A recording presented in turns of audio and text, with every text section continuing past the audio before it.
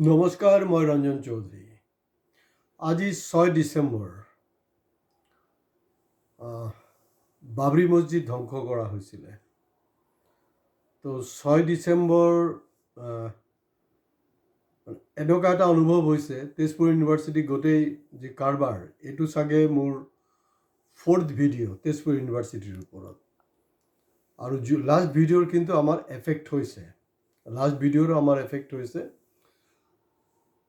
তাৰমানে বাবৰি মছজিদ যেনেকৈ ধ্বংস হৈছিলে, বাবৰি মছজিদ মই খুব বেছি ডিটেইলছে নাযাওঁ, কিন্তু মোৰ ইতিমধ্যে অসমীয়া প্ৰতিদিন কাকতত মোৰ প্ৰবন্ধ ওলাইছে, আপোনালোকে পাৰিলে পঢ়ি ল'ব। ঠিক তেনেকৈ আপোনাৰ তেজপুৰ ইউনিভাৰ্চিটিকো ধ্বংস কৰাৰ এটা চক্ৰান্ত হৈ আছিলে। এতিয়াও যে কেম্প কাটিছে তেনেকুৱা নহয়, চক্ৰান্ত কিন্তু এতিয়াও আছে। আৰু বাবৰি মছজিদ ধ্বংসটো ঠিক মানে কেলকুলেটিভলি আপোনাৰ 6 ডিচেম্বৰ কেলে হৈছিলে জানে? তাৰ কাৰণ আজিৰ দিনটোত মনত পেলাকচোন, ক'ৰবাত আপুনি ফটোও পাব নৰেন্দ্ৰ মোদীৰ। ভীমৰাও আম্বেদকাৰ, যিজন আমাৰ সংবিধান প্ৰণেতা, তেখেতক সেৱা জনাইছে একদম সষ্টাংগে। মানে তেওঁতো সেৱা য'তে জনায় আৰু তো একদম জবৰদস্ত, মানে ছুপাৰ এক্টিং থাকে কৰিছে। চ' কেলকুলেটিভ। এই যে তথাকথিত হিন্দুত্ববাদী উগ্ৰ হিন্দুত্ববাদীবিলাকে কি কৰে সেইটো চাই লওক। 6 ডিচেম্বৰে বাছি লৈছিলে। তো মই সেইটো বেছি ডিটেইলছ আৰু নাযাওঁ বাবৰি মছজিদত। যদি আপোনালোকে কমেণ্ট বক্সত কমেণ্টছবোৰে বা টাইম টু টাইম যদি মোৰ ওচৰলৈ ৰিকুৱেষ্ট আহে, মই বাবৰি মছজিদৰ, ৰাম মন্দিৰৰ বহুত বস্তু ফাদিল কৰি দিব পাৰিম, যিটো আজি কপতি কোনো মিডিয়া কৰা নাই, বিশেষকৈ আমাৰ অসমৰ মিডিয়া কৰা নাই আৰু কৰিব নোৱাৰে। তেজপুৰ ইউনিভাৰ্চিটিও তো লাষ্ট ভিডিঅ'ত আমি কৈছিলোঁ যে তেওঁলোকৰ ষ্টুডেণ্টছৰ এক্সাম চিডিউলটো আছিলে 3 ডিচেম্বৰ, আৰু এইটো ডেফাৰ কৰি 8 ডিচেম্বৰ কৰা হৈছে। আৰু তাত একদম স্পষ্টকৈ মুখ্যমন্ত্ৰীক প্ৰত্যাহ্বান জনাইছিলোঁ যে আপুনি 8 ডিচেম্বৰৰ ভিতৰত সমস্যাটো সমাধান কৰিব লাগিব। কিবা কাৰণত যদি তেওঁলোকে এক্সাম দিব নোৱাৰে, এইটো কাৰণে আপুনি জগৰীয়া আৰু আপুনি পদত্যাগ কৰিব লাগিব। এতিয়া তেওঁ মানে সাপো মৰক লাঠিও নাভাঙক, তেনেকুৱা এটা ফৰ্মুলা ওলাইছে। তো এইটো তেনেকুৱা অনুভৱ হোৱা নাই যে তাৰ এটা স্থায়ী সমাধান হৈছে বুলি। আমাৰ নতুনকৈ যিজন ইনচাৰ্জ ভাইচ চেঞ্চেলৰ দিয়া হ'ল, ভট্টাচাৰ্য চাহাবক, তেখেতক আমি অলপ পৰ্যবেক্ষণ কৰিব লাগিব সপ্তাহ 10 দিন, যে তেখেত কি কৰে। কাৰণ তেওঁৰ এক্টিভিটিজটো আমাৰ কাৰণে ইম্পৰ্টেণ্ট হয়, যে তেওঁ কি একশ্যন কৰিব পাৰে। তো এতিয়া ছিষ্টেমটো হ'ল যে আপোনাৰ জয়া চক্ৰৱৰ্তীৰ মই বেছি বেকগ্ৰাউণ্ড খুচিবলৈ নাযাওঁ, চিধা স্পষ্ট কথাটো হ'ল যে যিজন একিউজ ভাইচ চেঞ্চেলৰ, ৰাজনাথ সিঙৰ ঘনিষ্ঠ, মোদীৰ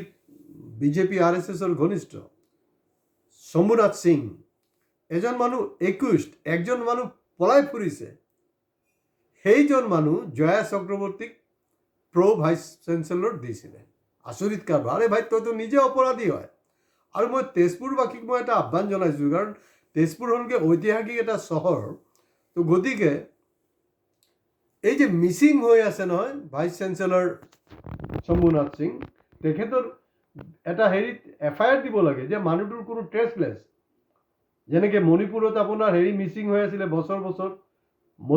মোদী মিচিং বুলি, আপোনাৰ নেশ্যনেল ইণ্টাৰনেশ্যনেল পেপাৰতো আহিছে কথাবিলাক, তাত প্লেকাৰ্ডো হৈছে। তো শম্ভুনাথ তাত মিচিং হৈ আছে, সেইটো আহিব লাগে। তাত মানে এটা FIR কৰা জৰুৰী হয়, কাৰণ মানুহটো ক'ত আছে, RSS হেডকোৱাৰ্টাৰত সোমাই আছে নে ক'ত আছে, সেইটো চাব লাগিব নহয়। আজি মই আপোনালোকক এটা বস্তু জনাব বিচাৰিছোঁ যে শিক্ষা প্ৰতিষ্ঠান এই ধৰণে চলিব নোৱাৰে, এইটো অসম্ভৱ কথা। আৰু ৰাজস্থান বা বিশেষকৈ ৰাজস্থানৰ ইউনিভাৰ্চিটি, একজেক্টলি মোৰ নামটো মনত পৰা নাই, তাত আপোনাৰ বহুত ছুচাইড কেছ থাকে, বহুত ছুচাইড হয় তাত, প্ৰতি বছৰ ৰেকৰ্ড ছুচাইড হয়। কিন্তু এই যে আমাৰ তেজপুৰ ইউনিভাৰ্চিটি আছে নহয়, তেজপুৰ ইউনিভাৰ্চিটিটো কিন্তু মোটামুটি বহুত ছুচাইড ঘটনা আছে। 2023 লাষ্ট ছুচাইড হৈছিলে। তাত কি হয়, তাত মানে আপোনাৰ যোনটো ছেমিষ্টাৰৰ এক্সাম লোৱাৰ যোনটো পদ্ধতি, বা এই টোটাল এক্সামৰ যোনটো প্ৰেছাৰ, আননেচেচাৰী প্ৰেছাৰ, আনচাইণ্টিফিক, আনপ্লেণ্ড, সেইটো কাৰণে কি হয়, মানে তাত ষ্টুডেণ্ট ছুইচাইড কৰিব লগা হয় 2023তো ছুইচাইড হৈছিলে সেইটো কিন্তু পেপাৰে পত্ৰ তেনেকৈ ফ্লাছ হোৱা নাই মই আজি এই ভিডিঅ'ৰ যোগেদি আপোনালোকক জনাব বিচাৰিছোঁ তো ভট্টাচাৰ্য চাহাবক আমি ৱেলকাম কৰিছোঁ কিন্তু তেওঁৰ পিৰিয়ডত কাৰণ তেওঁৰ কাৰণে এইটো বৰ ডাঙৰ প্ৰত্যাহ্বান হয় যে তেওঁ কেনেকৈ চলাব এই সময়টো আৰু তাতকৈ ইম্পৰ্টেণ্ট হ'ল যে এই যে তেখেতক যে দায়িত্ব দিয়া হ'ল এক্টিং ভাইচ চেঞ্চেলৰ হিচাপে তেখেতৰ সেইটো চেণ্ট্ৰেলে সেইটো বস্তুটো মানিব নে নাই আল্টিমেটলি এতিয়ালৈকে পাছ হৈ অহা নাই কিন্তু চেণ্ট্ৰেলৰ পৰা তো সেইটো হ'ব নে নাই সেইটো ডাঙৰ কথা তো হেৰি দেখোন আপোনাৰ বীৰেন্দ্ৰ বৈশ্যবোধকুৰ এজিপিৰ যে সাংসদ ৰাজ্যসভাৰ তেখেততো তেজপুৰ ইউনিভাৰ্চিটি তেওঁ অৰিজিনেলিটো তেজপুৰৰ মানুহ হয় বাকীবিলাকৰ মই কথা বাদেই দিছোঁ তেজপুৰৰ সংসদৰ কথাও বাদ দিছোঁ এই যে খুব জনজাতিক লৈ যে আপোনাৰ সাংসদত কথা পাতিছে নহয় তেওঁ একোতো হ'বলৈ নাই বাবাজী কাঠল্লু জানুৱাৰীলৈকে চাব চব বস্তু একদম মানে উদঙাই যাব যে জনজাতিকৰণৰ নামত আচলতে কি হ'ল যে জনগোষ্ঠীয় মানুহক যে প্ৰতাৰণা কৰা হ'ল এটা মানে ট্ৰাইবেলৰ লগত যে আপোনাৰ জনগোষ্ঠীয় মানুহৰ সংঘাতৰ এটা সূচনা হ'ল এই কথাবিলাক জানুৱাৰীলৈকে মোটামুটি মেক্সিমাম ধৰি লওক ফেব্ৰুৱাৰীলৈকে স্পষ্ট হৈ যাব তো এই বৈশ্য ডাঙৰীয়াতো সেইটোতো পাৰ্লামেণ্টত উঠোৱা নাই তেজপুৰ ইউনিভাৰ্চিটিৰ সম্পৰ্কে তেওঁ সেইটো উঠাব লাগিছিলে কাৰণ তেওঁ তেজপুৰবাসী হয় কিন্তু এইটো কোনে উঠালে আপোনাৰ গৌৰৱ গগৈ যাক নাকি সেই পাকিস্তানী এজেণ্ট সেইবিলাক লৈ মানে পূৰা মানে মাথা মাৰি আছে এইটোক লৈ তো গৌৰৱ গগৈ কথাটো উঠাইছে গৌৰৱ গগৈ উঠাৰ পিছত প্ৰেছাৰ এটা সৃষ্টি হ'ল বিজেপি কৰিব পৰা নাই কাৰণ আমাৰ ইণ্ডিয়াৰ আটাইতকৈ পাৱাৰফুল মানুহজন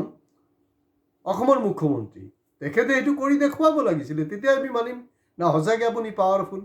আপোনাৰতো কোনো পাৱাৰ নাই যোনটো ব্যৱস্থা কৰিলে মানে সেইটো এটা জোৰাতালি আৰু সেনেকৈ কাম হ'ব নোৱাৰে নহয় গতিকে শিক্ষা প্ৰতিষ্ঠানৰ নিচিনাকৈ আগবাঢ়িব লাগিব হয় মই যোনটো আৰম্ভণিত কৈ আছিলোঁ যে আপোনাৰ বাবৰি মছজিদৰ কথা এই যে আপোনাৰ ৰথ ওলাইছিলে নহয় ৰথ ওলাওঁতে এল কে আদবানী আছিলে ড্ৰাইভাৰ ৰথৰ ড্ৰাইভাৰ আছিলে এল কে আদবানী হেণ্ডিমেন কোন আছিলে জানেনে এই চায়ৱালা এতিয়া যে আজিকালি আমাৰ প্ৰধানমন্ত্ৰী হ'ল ন তেখেত এই হেণ্ডিমেনজন যে আপোনাৰ মানে ড্ৰাইভাৰ হোৱাটো বাদেই দিয়ক ড্ৰাইভাৰ নহয় দেশৰ প্ৰধানমন্ত্ৰী হৈ যাব সেইটো কিন্তু এল কে আদবানী কেতিয়াও ভবাও নাই কোনো ভবা নাই তাৰমানে এই মানুহজন কেনেকুৱা কানিং হয় কিমান ধুৰন্ধৰ হয় কিমান ধূৰ্ত হয় আপোনালোকে তাৰ পৰাই বুজি পাব এইজন মানুহ হেণ্ডিমেন আছিলে আজি কবদি ক'তো কিন্তু তেওঁ মানুহটো এৰেষ্ট হোৱা নাই আজিলৈকে ক'তো এৰেষ্ট হোৱা নাই ক'তো পিটন খোৱা নাই যেনেকৈ আপোনাৰ আদবানীৰো হেৰি হৈছে আপোনাৰ এৰেষ্ট হৈছে বহুত ধৰণৰ ঘটনা আছে তো এই আপোনাৰ আটাইতকৈ লাজৰ কথা দুখৰ কথাটো কি জানেনে আমাৰ যি সংবিধান যোনটো মই